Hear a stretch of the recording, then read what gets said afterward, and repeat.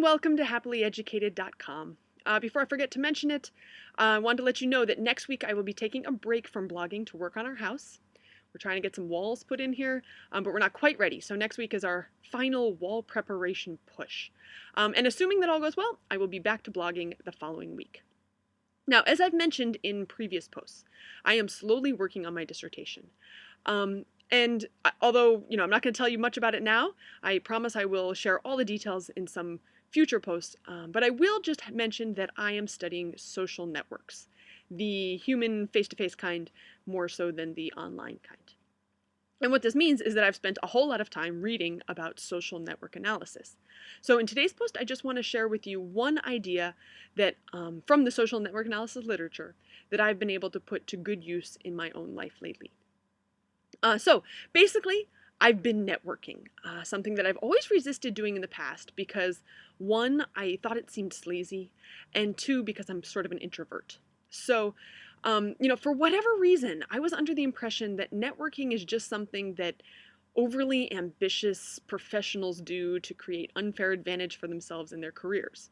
But, as it turns out, networking is far, far more than that. Everyone almost has a social network. Anyone who interacts with other people has a social network, and that is just about everybody, unless you're a total hermit. And since I believe that learning happens in the context of social interaction, I know that if I want to learn, I need to make sure that I see and talk to other people on a regular basis. Now, also, that means that the bigger my social network is, the more people I have to learn from. Since I am, though, kind of an introvert, as I said, and I genuinely like spending most of my time by myself, this is kind of a problem for me. I don't have a ton of friends, nor do I want them. And, I generally work from home, so this doesn't provide a lot of opportunity to interact with other people. Even when I'm teaching, the conversation never strays too far from talking about music, which means that I generally know far more about the subject than the person who I'm talking to does. So this doesn't really create a lot of opportunity for me to come into contact with new information that might be useful to me in some way. So, I totally want to learn, and, in fact, I describe myself as passionate about learning. And although I do learn quite a bit from books and other written materials, I don't want to limit myself to that. I want the benefit of learning from real human face-to-face interaction. But since my everyday home and work life don't provide a lot of opportunities for those interactions, lately what I've been trying to do is take advantage of the strength of weak ties. So the strength of weak ties concept was first introduced by Mark Granovetter in 1973. And basically what it says is just that you're more likely to come into contact with new information from interacting with people who you don't know very well than you would if you were interacting with people who you are close to.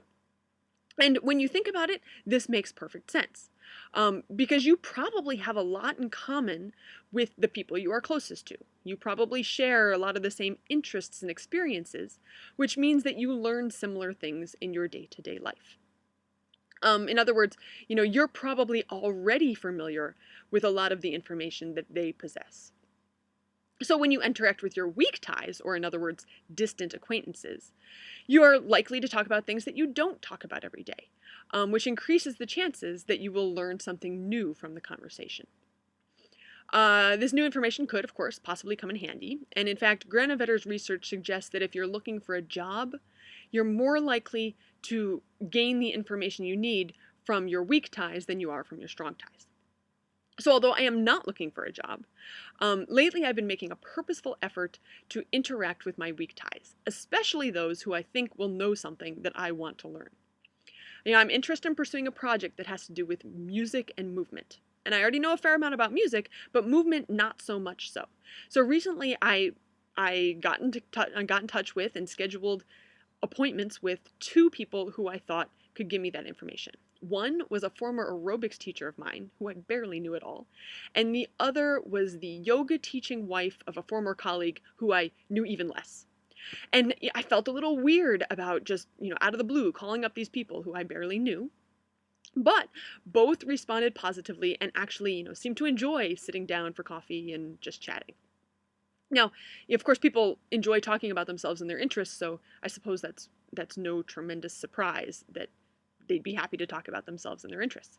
But I learned a ton from the interaction. I mean, I learned things that I never would have thought to ask in the first place, or I never would have thought to Google or look up somewhere else.